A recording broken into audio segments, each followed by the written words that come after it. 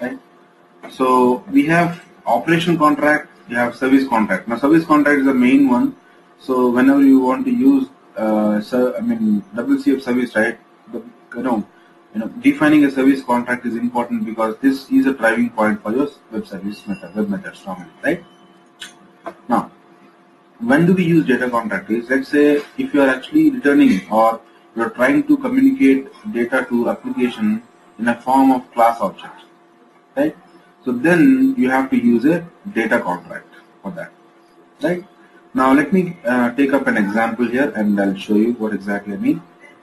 Let's say I want to use, let me create an operation contract here, right? And let's say I want to use, instead of previously what we have seen something called get student name. And what we used to do, we used to take all the students and fill only one name, right? Only the column of student name and return it to the array. But now what we are going to see, we'll see more details. Let's say I am going to create a simple class called public class. Let me say student details. This is my simple class, right? Let's say this contains two values.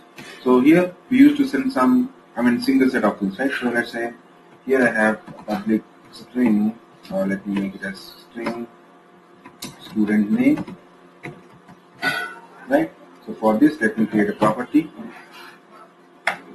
right? I've created a property here, and then let's say I have something called roll number. So I can take it as integer maybe. Roll number I have. So for this, let me create a property here, right? And let's say I have one more thing called last name some address, which is my string, right? Address, and let me create property. Now let's say this is my object which we created. Now if you create a simple class like this, right, now this is not going to be useful when we have our service communication. So why? Because in service communication everything is communicated as a buffer, right? Because services will be hosted in somewhere and your application will be hosted in somewhere, let's say, and you are going to consume that. Then obviously you can't send the direct characters over the network, right? Now that's the reason why, if you remember, we normally call this as a network, distributed services, which is network, right? Distributed services. That's what we call it. Now these services are actually pushed as a form of buffer. Now how can we actually make these things buffer? Whenever you make a service contract to interface, right? Automatically you can see your .NET will use a serialization concept, right, which converts your actual output types to buffer.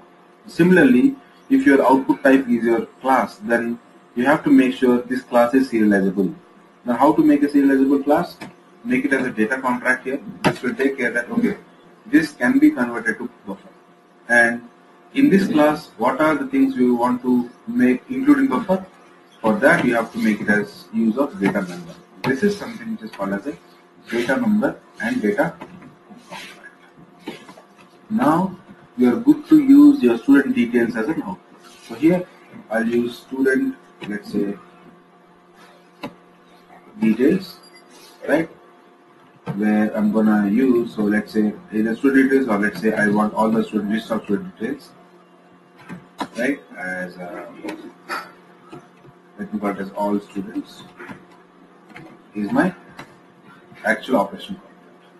Now let's go to service because I'll have to implement this in my service. Now let me just call this method. Now obviously if you're actually using the service interface in your class, implementing the interface in class, it is important to make it public and the signature and everything should be safe. Right? Now here let me call college DB context, DB context here,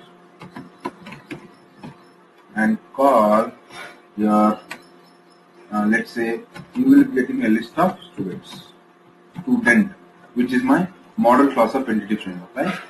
So here I'll make it as something called students, let's say is equal to new, not new, we have to get it from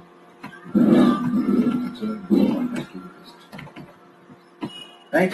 But my return type is student details, which is a specific class or data contract being created in my interface service. So here let me create a list of something called student details. Let me call it as details, which is student details object. Is equal to new. So what I have to do? I have to fill whatever details I have in this. I have to map it to my student details. So let's keep for each here, and my collection is going to be students, which is my main source. And here, what I'll do, I'll have to fill my student details dot, let's say, what do I have here?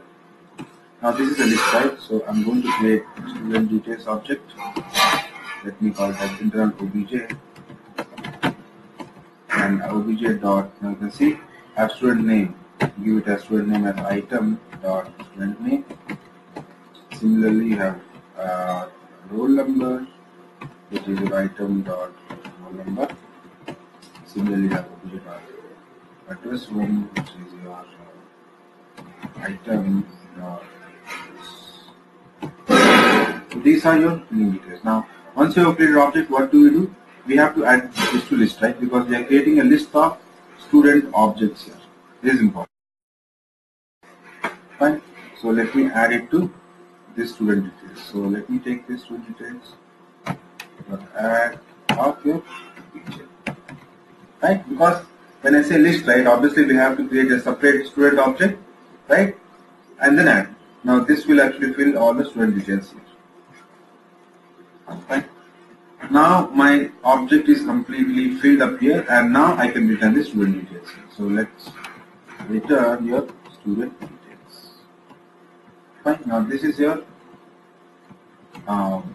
simple service method where I'm actually trying to get all the students, and in my service what I'm doing, I'm actually mapping my data contract class, which is my student details, right, into a list of student details, which is output.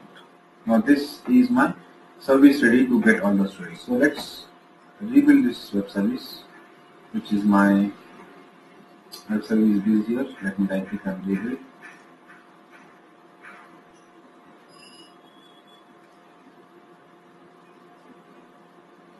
Right, so it is building up now. This is successful. Now I am going to use this in my customer, which is consumer. Let me right click and update the service because I have to get all students object.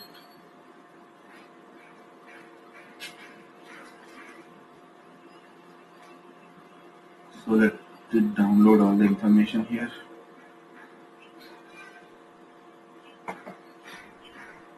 Okay. So let me save this, and now let's go to program.cs, which is my consumer. Now let's see whether we are able to get all the students. Now here, all the student details I'm getting is student details, which is a specific class of my web service. Now can I access that web service class here? Yes. How? Again, this will be under your service reference. You can see you have student details. This is what we are going to get, right? Now let me make it as a list because we are going to get it as a list. Let me call it as student details is equal to, you have your service method, which is service object for that, and say all students. This will give you a list of student details and make it as a to list. Now you have all the student details. Now let's print that all students here. And your collection is student details. Copy that, and let me make console.write line. So you have item dot, let's say, roll number. Right, so let me just copy this for other stuffs.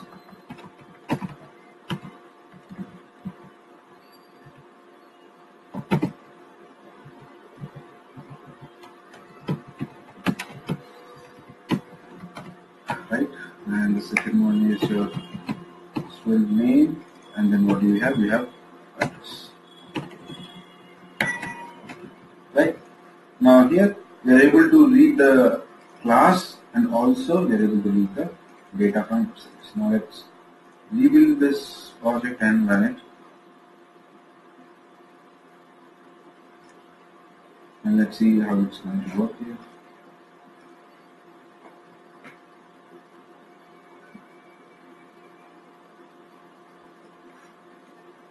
Okay, this number is you already seen this part,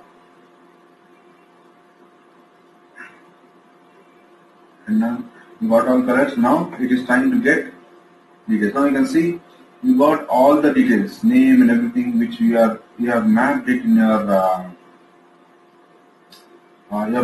your service, right, with entity model with your database. I'm getting everything and I'm showing it in my console.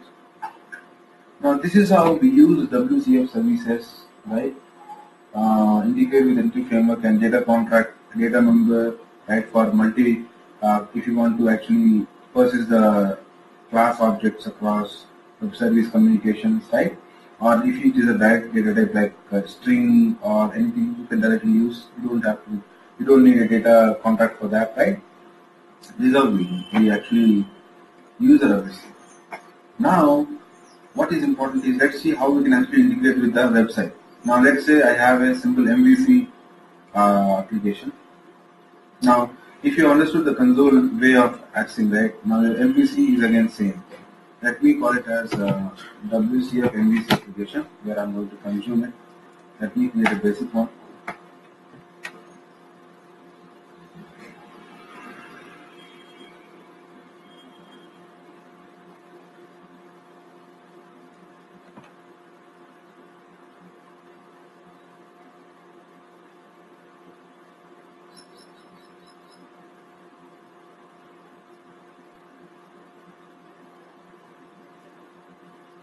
So it actually created, let me close all. So this created this, let me create a simple controller first.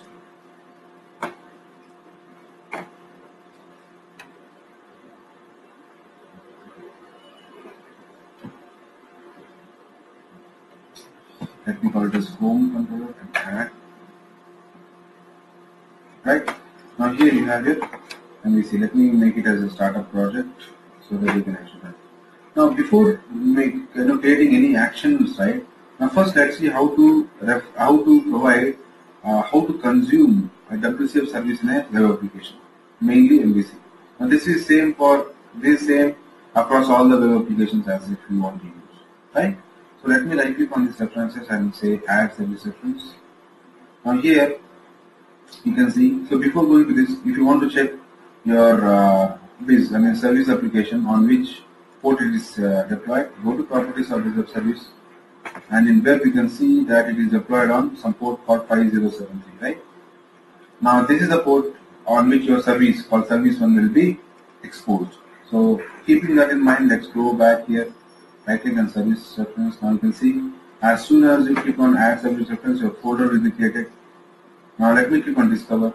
See, when you click on discover, whatever services you have exposed, now you can see have these many services being deployed on my IS, right? Now my main service is 5073, and let me select the service one. Now in service one you can see that it will actually download all the service details you want. Client, it will create a separate client for you, and let's keep the same name, which is similar thing with what we have done in our console application. Let me click on that. And that's it. So now here, let us see how we are going to access our view, right, and create data, which can actually we can actually create a model using my service request. Now in references, you can see you have a system.service model being created, right? Now this is the main driver for consuming your web service. Now whatever we have created, right, service reference is called as a web service client, right? We have created web service we have created before, but now we are actually creating a consumer, which is a web service client here. Now here let me create a new action method here, public action result, let's say students, let me just say it as a students action method. And here what I want to, let me just return a view first. Now here let me create a view, right click and create add view. Let me call this as student, click on add, Now here what I'm going to do here is I'm subject to the student details class, which is my service. Now how can I access that? I can say uh, because I'll have to create a model first, right, for this student. So let me create a model, and here I'll call it as list of. So I'll have to call the uh, complete class first, right? So I'll go to the WCF or maybe what is the class name? Class name is, let's say, student details, right? So these are student details class one. Now before that here, let me call that student details, which is my service reference.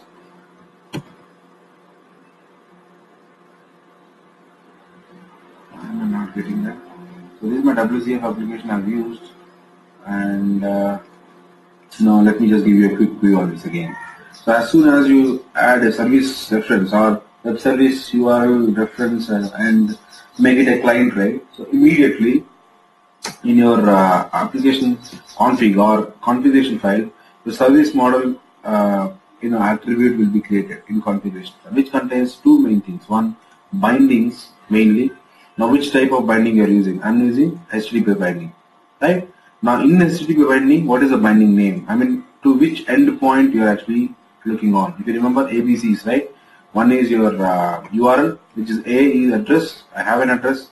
B is binding, which is a actual binding with here, and C is contract. Contract is anyways a service point. So in binding itself, you have two things: one, binding type, and the endpoint. Endpoint is important because endpoint is the one which actually talks to the service. Now you can see 5073 we are using with the same binding contract. Now this is your actual client information of binding and your bindings. This is the configuration which you will be creating. Now here, when you go to service program, I can see I'm able to access mine the service reference. So similarly, you should be able to access in MVC too. Let me create a new project of MVC. New project. So ASP.NET 4 web, and let me call it as WCF MVC app. Let me set basic here.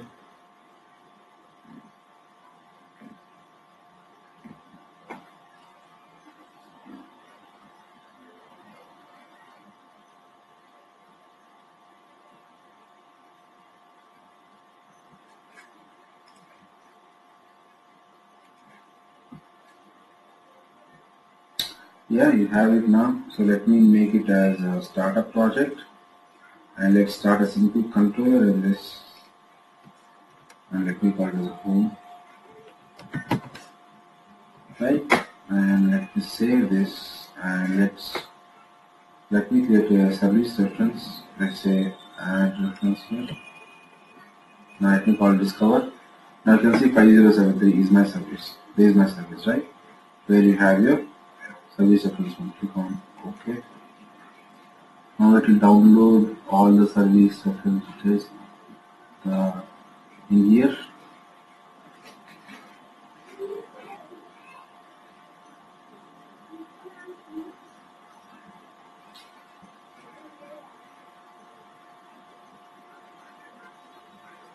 Right, it is generating the service reference and everything is fine. Now here you can see your model, which is a service model. Where is that? Yeah, it actually got created. Right. Now let me just try to get service.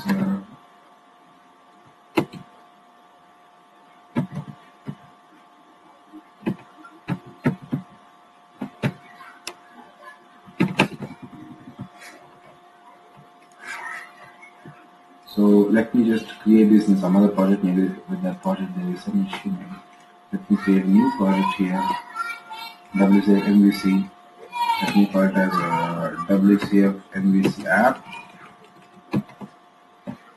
Create a basic.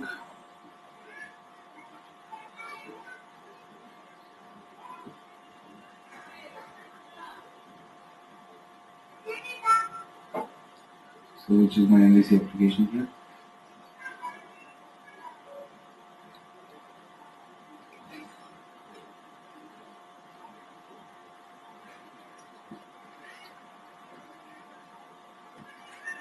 Okay, so let me make it a startup project here, right? And now let me see, here's a service layer, right? Now let me go to properties here and let me see. So this is in 1194, let's say some other service. Let me right click on this add service reference and let's say discover, we have 1194 service, click on that, service reference one here, click on OK.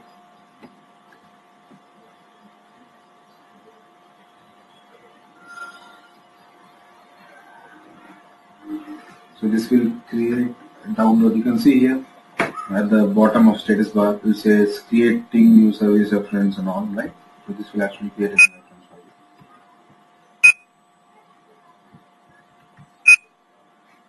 you. So your reference one got created.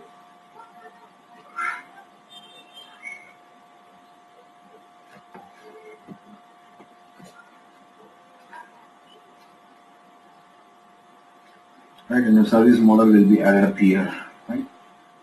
Now let me right click on the controllers and click add a new controller.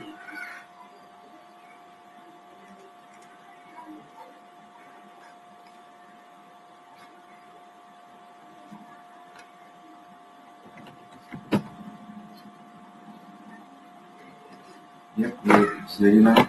And let me now you can see I'm able to. But anyways, I mean, in that project maybe there is some issue. That's fine. Right now you can see I'm able to access my service reference. Now let me go to action result. Let me create some action result here.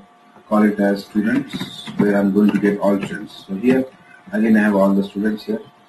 Now what I'm going to do, return view,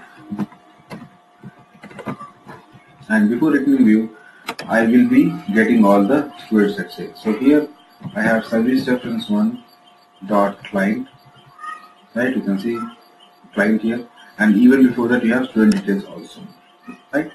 So let me create first object of service. Let me call it as a service object, and then let me call a list of student details. Maybe yeah, let's make it as service reference one dot student details, right? So let me call it as details model is equal to service dot all students dot list. Right? So this will give you object of a list of students. Right? Now in this object I'm going to push to view, and whatever view I'm going to create, I click on this and say add view, right? Now if you let's create this view and let's give this list as a model object. So let me go back here. Let's say this is my model again in my students. So let me say it as a model of list. Right? So okay, assembly reference, this may give some issue. So here let me call WCF or so this may want to get all the reference, right? So MVC app and service reference and all. So let me rebuild this so that there is no other issue.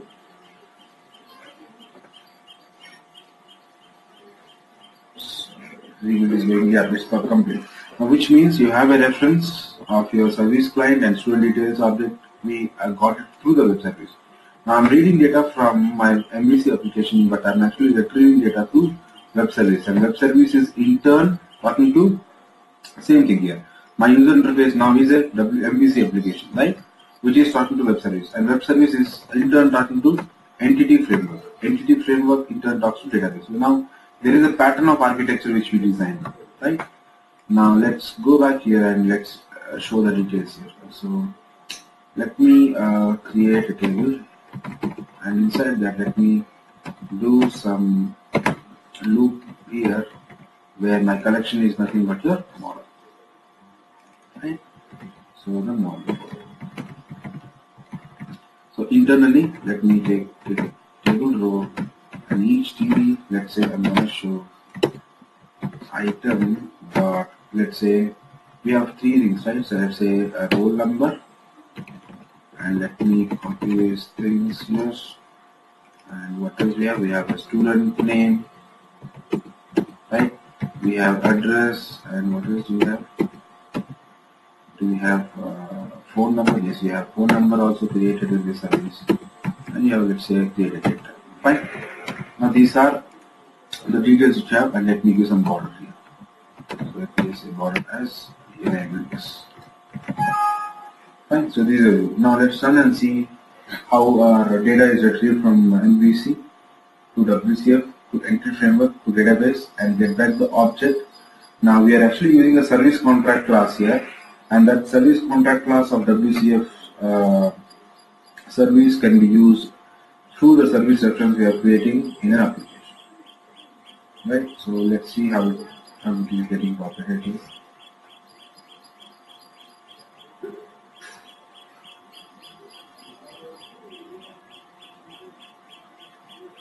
So now this is talking to web service which is hosted in IIS. Right, again it will talk to entry framework libraries and then to the local database and get the details. Okay, which one I'm using? Let's say home. I'm gonna go and index. Okay. I think in my home controller we haven't created index, right? Okay, we have to reroute. We just forgot that. That's fine. So redirect action to the students. Fine.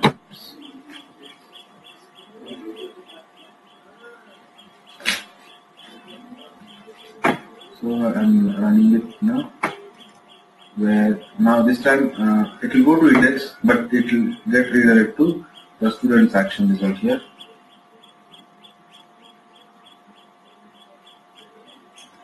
So we'll see how it works.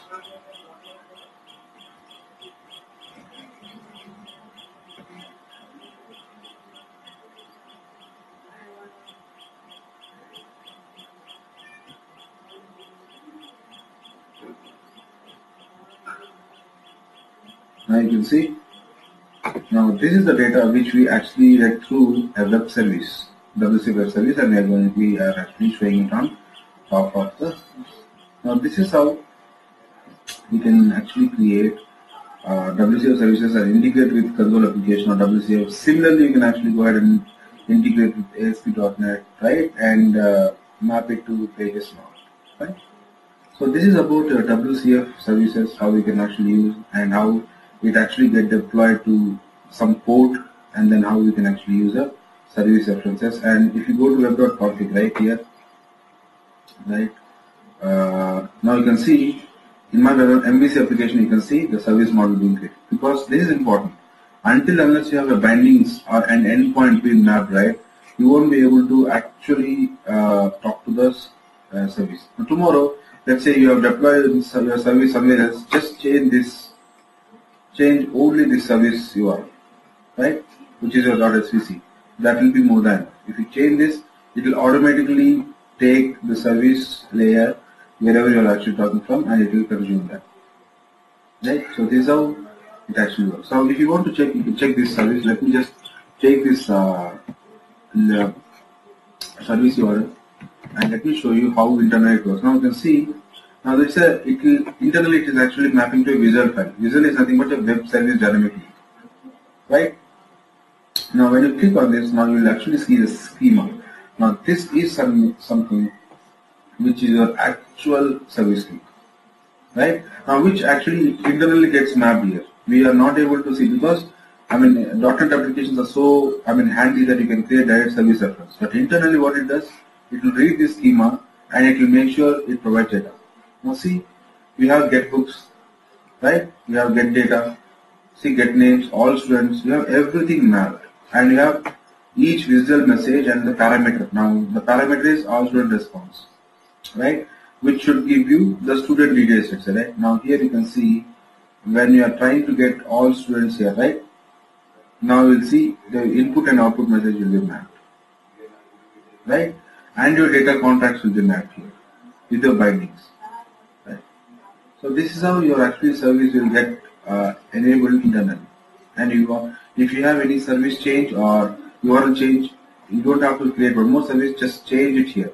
Now if you change something here, right, and if you try to update your service, change the URL and right click on the service and update.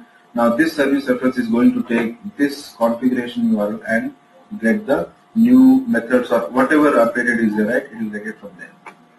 That's how the WCF works, and that is how we can actually integrate our three-tier architectures with different components directly. So this is about MVC concept which we have.